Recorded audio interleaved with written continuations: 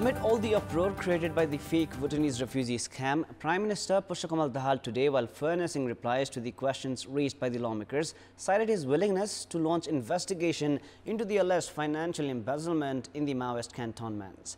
The Prime Minister even expressed his commitment to face action if he was found guilty. The Premier's pledges against corruption come as a welcome relief at a time when speculations are rife over efforts to conclude the probe into the refugee scam in haste. Good evening, I'm Prarambha Dahal. Let's begin with the main stories. Fake Bhutanese refugee scam gets intriguing with the arrest of Bhutanese refugee leader Teknath Rizal. 7 alleged culprits, including Pratik Thapa, still on the run. Prime Minister Pushpakamal Dahal responds to questions raised by the parliamentarians, claims he is prepared to be jailed if found involved in alleged cantonment corruption. The government's programs and policies for the next fiscal year being unveiled tomorrow. The government trying to revamp the ailing economy.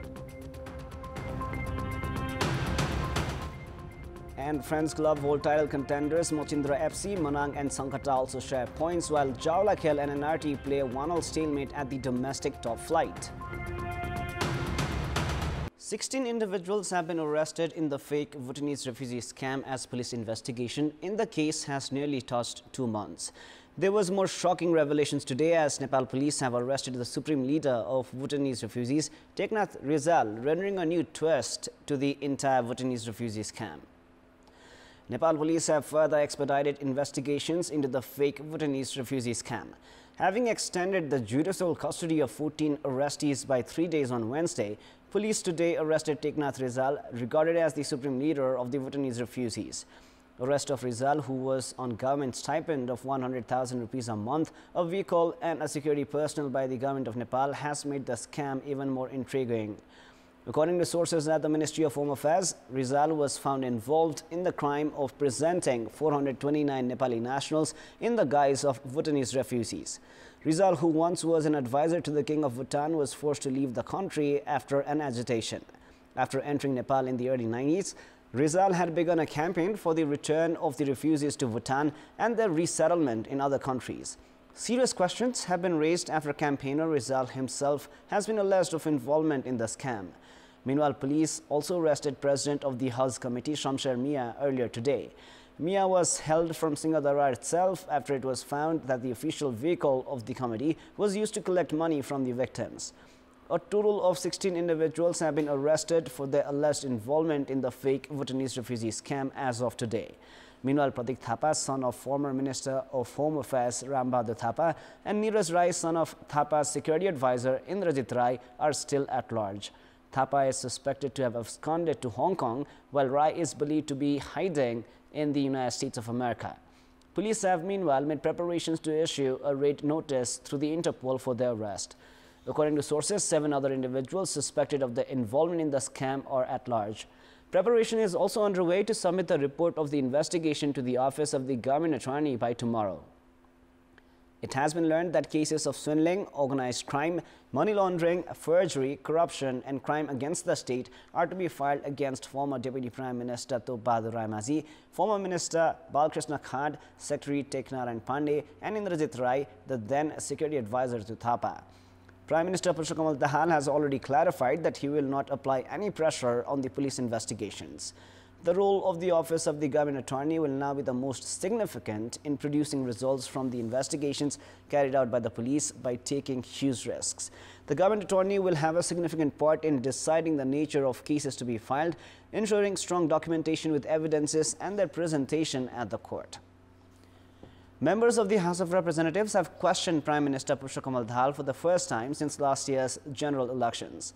Now, Prime Minister Dahal furnished answers to questions ranging from the fake Bhutanese refugee scam to allegations against himself regarding alleged corruption in the Maoist cantonments. Prime Minister was asked about the government plans for upgrading the standards of government schools. This was followed by questions on the government strategy to revive the national economy. Queries were also raised regarding topics related to insurgency period and transitional justice led by his own party CPN Center. During the session, questions were also raised regarding investigations into recent corruption cases and alleged financial embezzlement in the Maoist cantonments. Dahal, who assured of upgrading the government education mechanism and concluding transitional justice based on the norms of the peace accord, also promised of investigations into the alleged irregularities in the Maoist cantonments. Parliamentarians also asked about the status of the citizenship bill and its path ahead.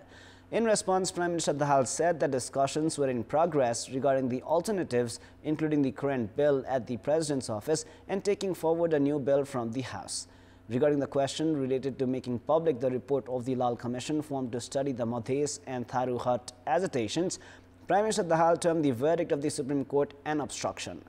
Premier Dahal said that the demand for the release of Resham Chaudhary could be addressed through the amendment of the National Criminal Procedure Act. In another question asked by the parliamentarians, Prime Minister Dahal expressed the government commitment of not encroaching upon neighbours' territory and not compromising the country's territory either. Now, following the arrest of Nepali Congress Central member and former Minister for Home Affairs Balkrishna Khand for his alleged involvement in the fake Bhutanese refugee scam, his spouse and lawmaker Manju Khand has not appeared at 3 successive meetings of the House of Representatives. Lawmaker Manju Khand has not attended the parliament meeting since Balkrishna Khand was arrested on the 10th of May. She has not informed the parliament secretariat about her absence as well. Manju had attended the initial meetings of the budget session of the House of Representatives, which began on the 7th of May, but has not informed even her party Nepali Congress about her absence from the House. As per the parliament regulations, the position of the member of the House of Representatives can be scrapped if a parliamentarian fails to attend 10 successive House meetings without any notice. Manju has missed 3 successive sessions of the House of Representatives so far. It is now time for our segment Public Polls, where you text us with your opinion. Public polls. Before we ask today's question, let us take a look at the result from yesterday's poll. Yesterday we asked, what do you think is the reason behind the dispute within Nepali Congress regarding suspending their leader Balkrishna Khand? 68% were for A, incapable leadership, 29% were for B, result of intra-party faction, and 3% were for C, ongoing investigation. And here is our today's question. Why have the local governments not implemented preventive measures to curb risks caused by fire-related incidents? Your options are A, lack of awareness, B, devoid of resources, and C, not in the priority.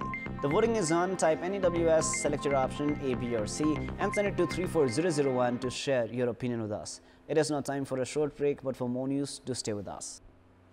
President Ramchandra Paudel is set to present the government's policies and programs for the upcoming fiscal year at the House of Representatives tomorrow. The government led by Prime Minister Pushpakumar Dahal, who appears committed to deliver, is set to furnish its policies and programs for the first time. It has been learned that the policies and programs will be focused on reviving the national economy. The government is all set to present its policies and programs for the upcoming fiscal year by stressing on education, health, creation of employment, and commercialization of agriculture. The policies and programs are to include plans for reviving the economy and increase public confidence. The policies and programs are also to prioritize national pride projects, transformative projects, and allocation of budget to projects that would be completed within the same year. The government is to hold budget for projects that have failed to produce results as well.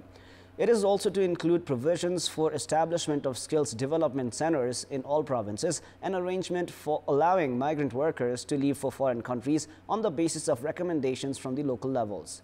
Preparations are also underway to revise the Prime Minister Employment Program. Reintegration program for returnees from foreign employment is to be operated by the government in the upcoming fiscal year. The government has claimed that the policies and programs would address issues of public concerns. In the case of energy sector, the government is including programs such as increase in domestic consumption of electricity, construction of charging stations for electric vehicles, and study of green hydrogen. In terms of industries, the government is to expand the Prime Minister Nepali Production and Consumption Increment Program. The government is also embracing policies for appropriate use of arable land, securing seeds for increased productivity, and ensuring timely supply of chemical fertilizers to the farmers as well. Having made preparations to introduce a few new programs for the development of education, health and tourism sectors, the government has said that the policies and programs would address the sentiments of all communities. At a time when the national economic growth rate has not exceeded 2%, it has been said that supporting the agriculture and industry sectors to increase the public confidence is the priority of the Dahal-led government. In our public voice segment, today we have asked in all 7 provinces regarding the aspects they need to seriously consider while purchasing medicines. Let us now take a look at what they had to say.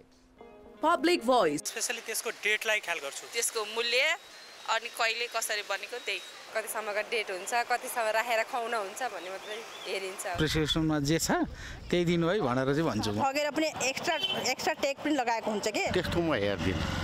अहिलेसम्म हेरेको छैन. विशेष गरेर म चाहिँ मूल्यलाई हेर्छु. औषधिको date छ या छैन भनेर म्याक्सिमम चाहिँ ध्यान दिने गर्छु. त्यो औषधि चाहिँ एउटा लेभलिङ मात्रै हेरिन्छ.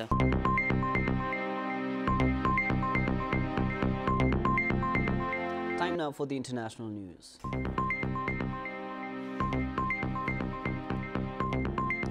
British mountaineer Kantipur has set a record for the most Mount Everest summits by a non-Nepali after reaching the top of the world's highest mountain for the 17th time. Kul reached the peak alongside Dorji Gyaltsen Sherpa, a local guide who has himself ascended both Everest and K2 multiple times, and Richard Walker, executive chair of the Iceland grocery store chain in the UK. According to a post on Cole's Instagram account, the trio reached the top of Everest at 1:30 a.m. British summer time, which is 6:15 a.m. Nepal time. The post reads that the conditions on the summit push were incredibly cold, leading to multiple tech failures with the tracker comms going down, and that they were resting at Camp 4 before heading back down the mountain. It has been a week of records on Everest, which is most commonly climbed in May. On Monday, 46-year-old Pasang Dawa Sherpa reached the mountain's apex for the 26th time, tying Kami Rita Sherpa for the number of all-time ascents. The tie only lasted for 2 days as Kami Rita ascended the Everest for the 27th time on Wednesday. Mountaineering tourism is a huge source of revenue for the country, despite concerns about potential overcrowding on Everest, which has led to safety risks.